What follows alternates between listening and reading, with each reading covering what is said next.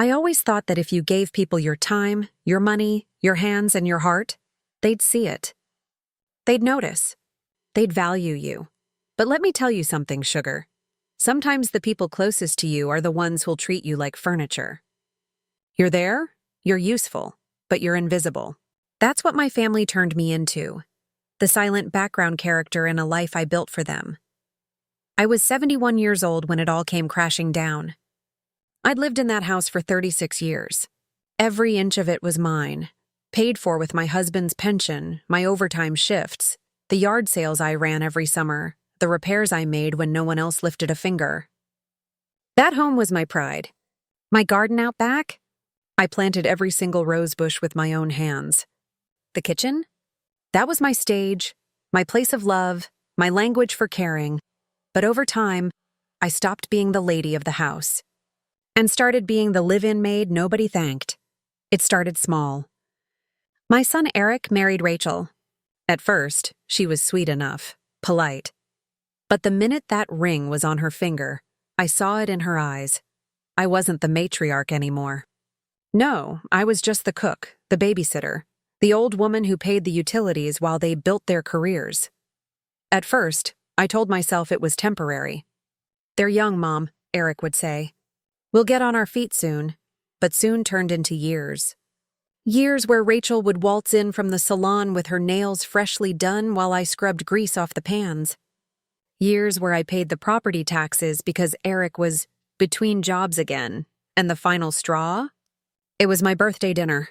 I cooked, like I always did, standing over that stove for 6 hours straight, making roast beef, garlic mashed potatoes, the lemon meringue pie Eric always said was his favorite. I set the table for 8, lit the candles, put on my good sweater. Do you know what happened? They all ate, laughed, joked with each other.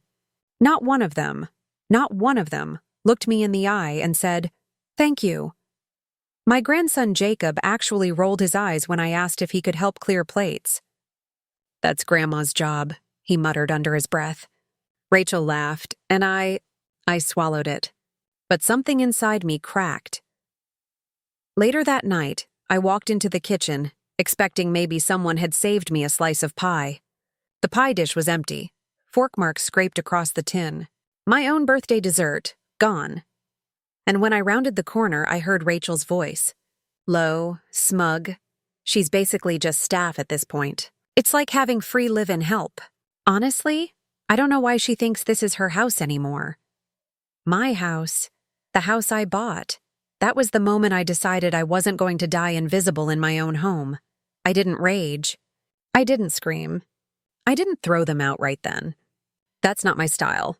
Revenge, my dear, is a dish that's best served with precision. First, I pulled out the deed. Guess whose name was on it? Mine, not Eric's, not Rachel's. Mine, alone. They had been so comfortable mooching, they never bothered to ask whose signature held the keys to their lives. Then I checked the accounts. The utilities, in my name. Internet, cable, electricity, water, every bill came through me. For years, I'd let them hand me crumpled 20s when they could. They thought that meant those accounts were theirs. They were wrong. I called my bank. I froze the joint credit card. I transferred my savings into a private account Rachel couldn't touch. Then I called a realtor, quietly, discreetly. Told him I wanted to sell the house fast, cash offer only. He found a buyer within 2 weeks. But here's the part I enjoyed most. I timed it. I set the closing date for the very same weekend Rachel was planning a big garden party. She'd invited half her friends to parade around my backyard roses like they were hers. Oh, honey, I smiled every time she bragged about her property. Because I knew what was coming. It started with the money. One Friday evening, Rachel went to buy groceries for her party. The card declined. She tried again. Declined. Eric's paycheck? Garnished, because the joint account was now just mine. She came storming into the kitchen, waving receipts in my face. "Mom, what the hell is going on?" I looked her dead in the eye and said, "Ask the homeowner." She didn't get it at first. She thought I meant Eric. I let her stew. Then came the utilities. Saturday morning, she tried to blow-dry her hair. Power cut, she screamed. Eric called the company. They told him the account holder had shut it off. Same thing with the water, the Wi-Fi. One by one, the comforts of that house crumbled. By Saturday night, Rachel was pacing like a caged animal. Her friends were due in less than 24 hours, and she couldn't even flush a toilet. That's when I dropped the bomb. I walked into the living room, laid the signed sale documents on the coffee table, and said, "You have 30 days to vacate. This house is sold." The look on Rachel's face? Priceless. Her jaw dropped so far I thought it might hit the floor. Eric sputtered, turned red, yelled something about betrayal, but I didn't flinch. I'd given them years.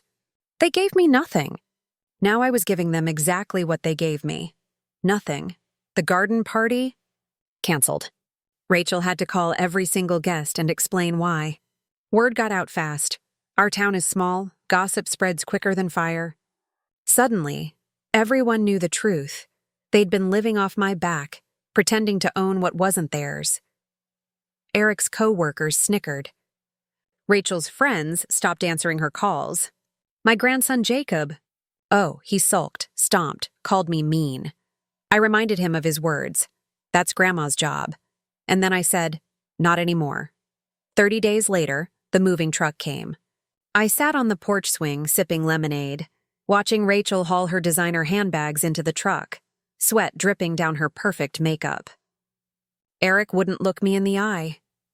When the truck pulled out, I walked back inside, turned the key in the lock, and smiled. I didn't just sell the house. I downsized, bought myself a little cottage across town with a big bay window and a smaller garden just for me. Cozy, peaceful mine, and the profit from the sale? Well, let's just say I'm set for the rest of my years.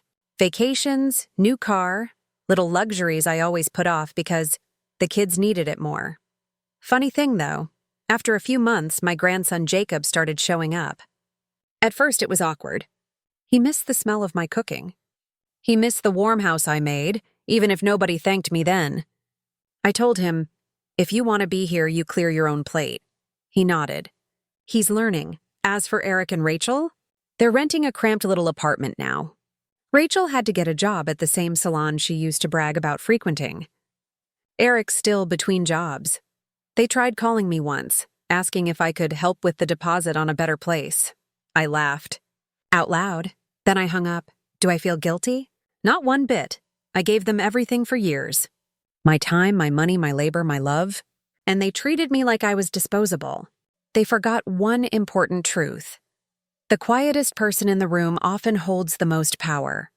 So here's my message to anyone listening.